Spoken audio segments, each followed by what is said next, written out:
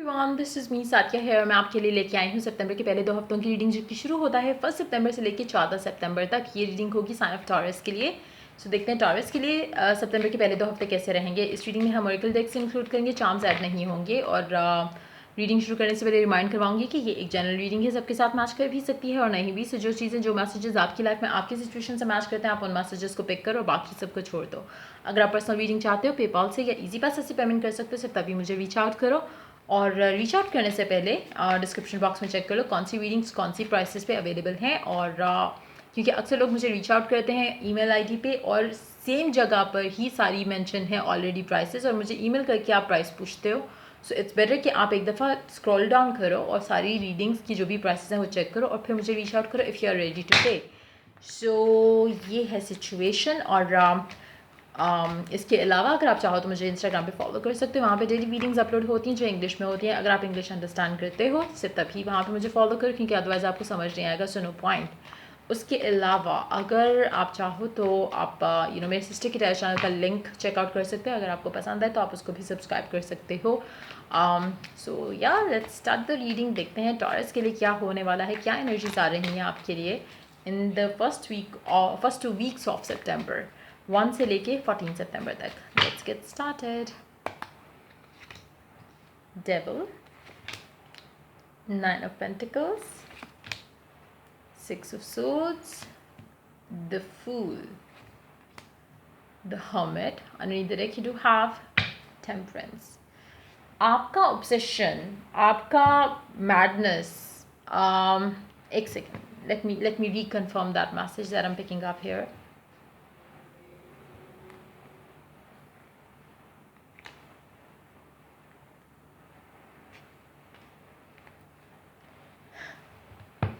अगर आप टॉरस, एक पहली बात तो मैं कर दूँ, जो अगर आप टॉरस के साथ डील कर रहे हो या कुछ लोगों के लिए अगर एनर्जीज रिवर्स्ड हैं, तो अगर आपका रिसेंटली किसी के साथ एंड हुआ है सिचुएशन, कनेक्शन, रिलेशनशिप, चाहे एक्स हो गया है आपका हस्बैंड, चाहे हस्बैंड से फाइट हुई है, वाइफ से फाइट हुई है, जो भी सिचुएशन थी, जो भी रिलेशनशिप था जो आपको लगा कि ख़त्म हो गया है, सारा कुछ ख़त्म हो गया है, आपका टाइम वेस्ट हो गया, उनका टाइम वेस्ट हो गया और अब आपको वो नहीं चाहिए, ना ही आप उनको आप चाहिए, ऐसा अगर आपको लग रहा है तो ऐसा आपको गलत लग रहा है। आपको लग रहा है कि शायद अब आप उनके बगैर रह सकते हो, शायद अब आपकी लाइफ जो है उनके बगैर सेटल्ड होने वाली है। ऐसा नहीं है, आप वापस उस इंसान के पास जाने वाले हो।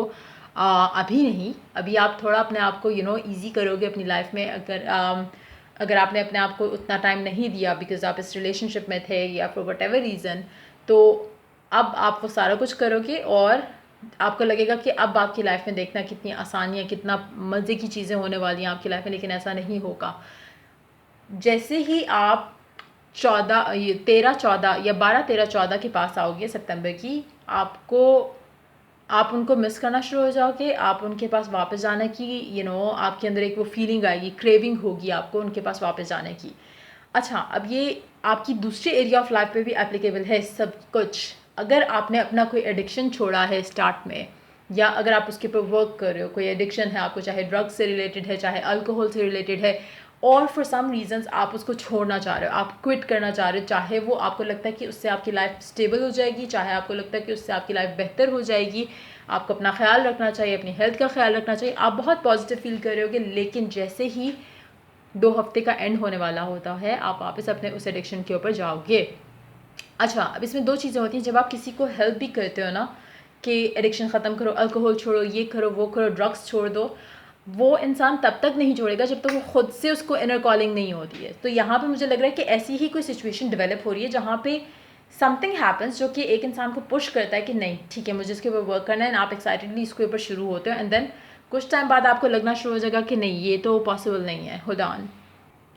और फिर उसके बाद आप वापस क्या करते हो, आप वापस उस एडिक्शन में आ जाते हो। तो मुझे ऐसी कुछ सिचुएशन लग रही है, अगर आपने किसी के कहने पे कुछ चीज़ें बदली थी अपने अंदर, तो आपकी वो चीज़ें वापस आ जाएंगी। ये एडिक्शंस लव लाइफ को लेके भी हो सकते हैं, किसी इंसान से एडिक्टेड शायद आप थे और फिर आपको लगा कि नहीं, मैं इसके बगैर रह सकता, एंड देन आप वापस उस इंसान के पास जा रहे हो। और ये लव लाइफ में भी हो सकता है, आपकी एडिक्शन अदरवाइज एडिक्शंस भी हो सकते हैं, अल्कोहल हो गया, ड्रग्स हो गए, उस तरह की चीज़ें भी हो सकती हैं, या फिर आपका काम, आपकी एडिक्शन अगर था, आप उससे फाइनली अपने आप को थोड़ा ब्रेक दोगे और उन चीज़ों की तरफ वर्क करोगे जो कि आपका जो आपको लगता है कि जिससे आपकी लाइफ स्टेबल होगी, लेकिन ये लास्ट नहीं करेगा। आप वापस अपना एडिक्शन जो है आपका काम की तरफ आ जाएगा। कुछ लोगों के लिए बिल्कुल ऑपोजिट होगा।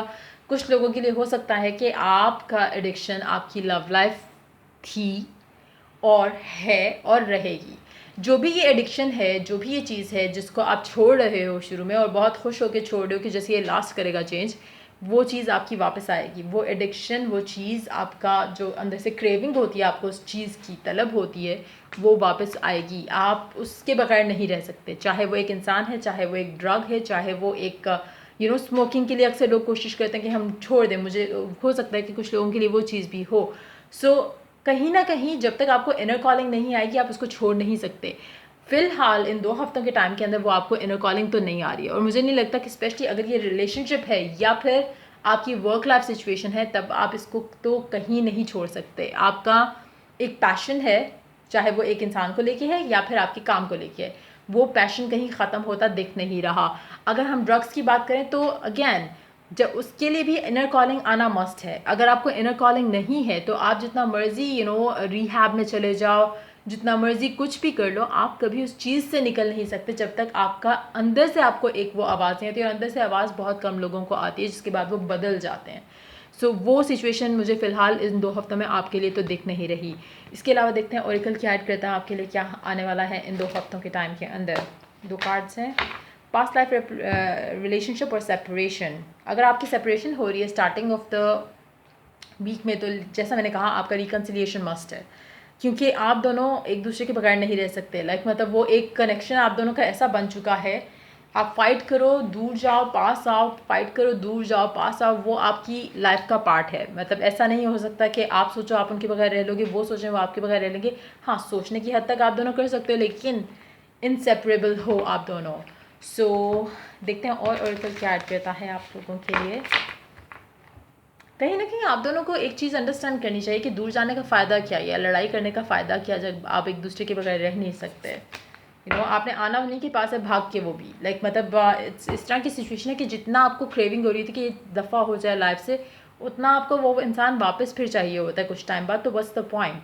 आपका ब्रेकअप जो है वो ना तो ज़्यादा देर लास्ट करता है, ना ही आपका जो साथ रहना वो ज़्यादा देर लास्ट करता है। Demonstrate love, find out what is important to those you love and act on it. कुछ चीज़ें हैं जो आपको अपने अंदर बदलनी है, कुछ चीज़ें हैं जो आपके पर्सन को उनके अंदर बदलनी है इस लव कनेक्शन को लेके। क्योंकि जैसा मैंने कहा, ये बहुत इमेच्योर एटीट्यूड है कि आप बार बार ब्रेकअप पैचअप करते रहो। उससे अच्छा ये है कि आप आपकी जो भी इश्यूज़ हैं, जो भी कंसर्न्स हैं दोनों के, उसके ऊपर बैठ के बात करो और कोशिश करो कि उन चीज़ों के ऊपर वर्कआउट कर सको, एक्ट कर सको, जिसकी वजह से सिचुएशन इस हद तक नेगेटिव जाती है। सो देखते हैं एक और Oracle. When I'm connected to my joyful presence, I attract support from the universe. जब आप इनके साथ होगे, आपको उस टाइम पे सोचना है कि आप चीज़ों को कैसे वर्कआउट कर सकते हो। यूजली आप कब सोचते हो? जब आपका ब्रेकअप हो जाता है। यूजली आप तब सोचते हो जब आप सिचुएशन ख़राब हो जाती है। आपको सोचना तब चाहिए कि आप किस तरह से रिलेशनशिप को आगे या पॉजिटिव वे में लेके जाते हो, जब आप दोनों के दरमियान में चीज़ें अच्छी चल रही हों। उससे होगा ये, क्योंकि आप एक दूसरे को अंडरस्टैंड ज़्यादा कर पाओगे उस टाइम पे। लड़ाई जब हुई होगी, अगर आप तब बात करने की कोशिश करोगे, फ़ायदा नहीं होगा, क्योंकि आप भी नहीं अंडरस्टैंड करोगे, वो भी अंडरस्टैंड नहीं करेंगे। सो जब आप दोनों की सिचुएशन बेहतर है, उस टाइम पे कोशिश करो कि चीज़ें आप दोनों वर्कआउट कर सको। सो ये थी आपकी रीडिंग। अगर आपके साथ मैच की हो, रेजोनेट की हो, तो लाइक शेयर सब्सक्राइब जरूर करो। पर्सनल रीडिंग के लिए अगर आप चाहो तो ईमेल आईडी पे रीच आउट कर सकते हो। Till I do the next reading, take care, bye bye.